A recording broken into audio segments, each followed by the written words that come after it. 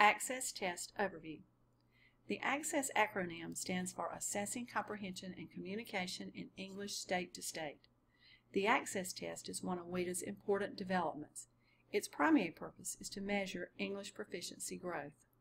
The results of the test provide an English proficiency level aligned with the WIDA levels 1 through 6 and the coinciding descriptors.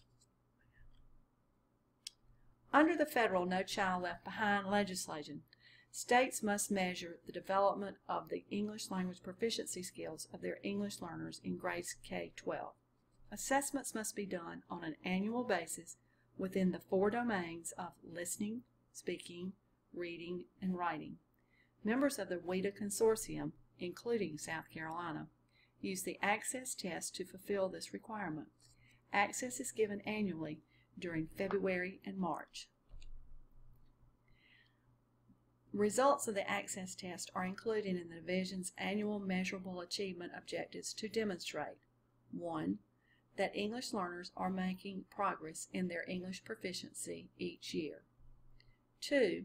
That some English learners are obtaining proficiency, a score level of 5 on the test each year. The state agency determines what the percentage goal is for progress and proficiency.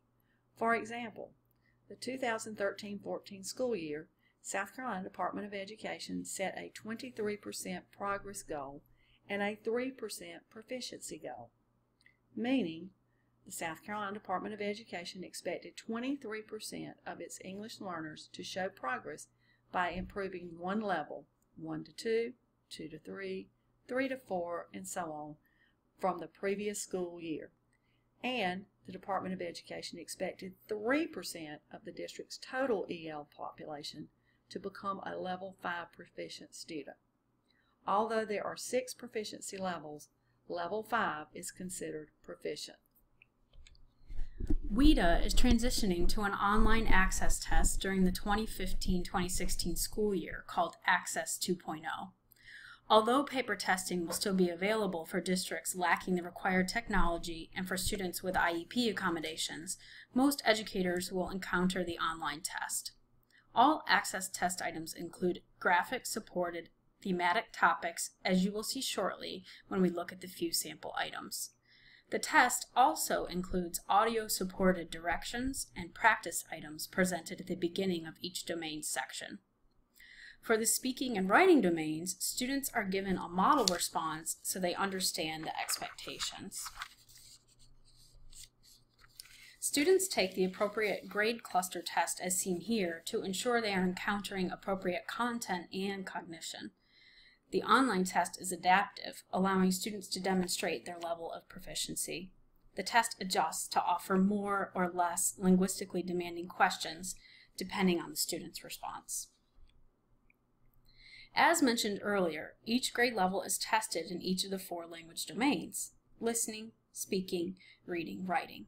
The test is self-paced, but the target administration times are listening, up to 40 minutes, reading, up to 35 minutes. Students then answer multiple choice questions related to the listening or reading they did. The multiple choice answers are then scored by the online test engine. Writing is up to 60 minutes. It is a performance-based test centrally scored by trained staff using a rubric. Students in grades 1 through 3 and students with accommodations will record their answers on paper, while all other students will type their answers into the program. Students are provided with a model response. The speaking test is up to 30 minutes. It is performance-based and administered individually if given the paper version. The paper version is immediately scored by the trained local administrator using a rubric. This is the biggest difference from the online test because for the online version, students' responses are recorded by the computer program and centrally scored by trained staff using a rubric. It's important to reiterate that the test is not timed and that these are target administration times. For example, some students with beginning speaking skills may only take 5 minutes on the speaking test, while students with advanced speaking skills may take 20 minutes. Here is an example of the format of the online writing test.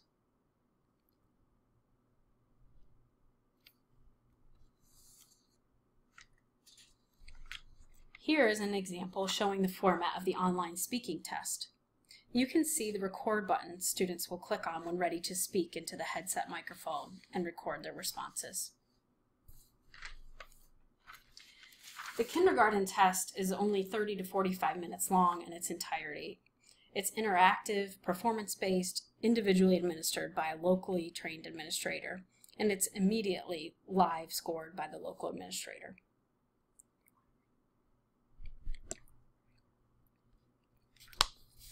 Access is based on WIDA's English Language Development Standards and anchored in the can-do descriptors.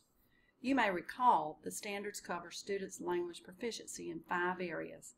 The Access test assesses these 5 areas: social and instructional language, which incorporates proficiencies needed to deal with the general language of the classroom and the school and encompasses all enrichment and elective subjects.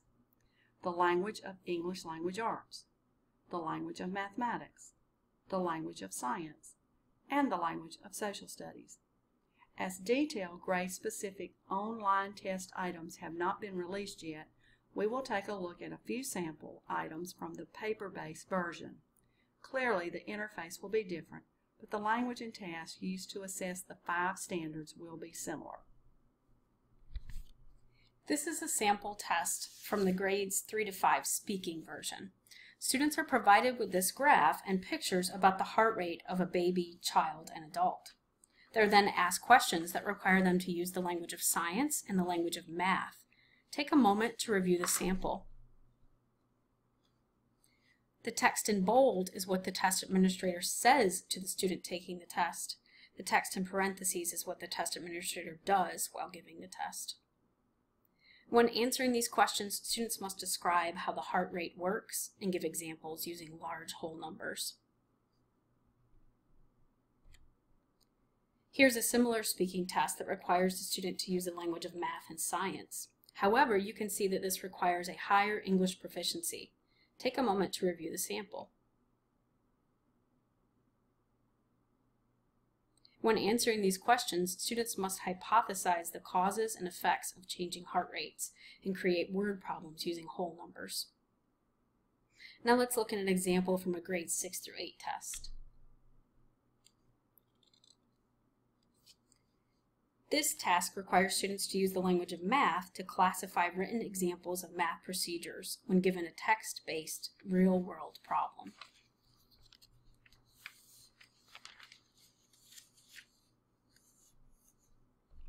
Here is the next question building on the first multicultural club task. It also requires students to use the language of math to classify examples of math procedures when given text-based real-world problems.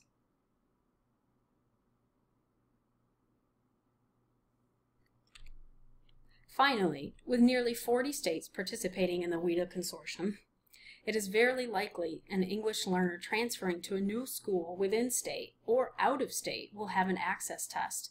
This allows educators to make quick and appropriate decisions about language support services. If a student is transferring from a WIDA state, there's typically no need to have the student take another English proficiency test, which can just delay appropriate scheduling decisions. Unfortunately, it is also very common for school districts to learn of students' English abilities months after they have started classes in their new school.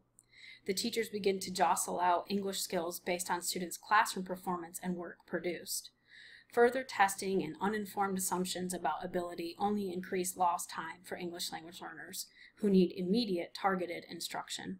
In fact, the Access Test Score Report provides details that can not only help educators make placement and scheduling and ESL services decisions, but it can also be used to help classrooms make instructional decisions to target and develop a specific student's language skills. Please see the video titled Interpreting Access Score Reports for further information. Test information and sample items were obtained from the WIDA Public Access website. You're encouraged to visit the website for further information.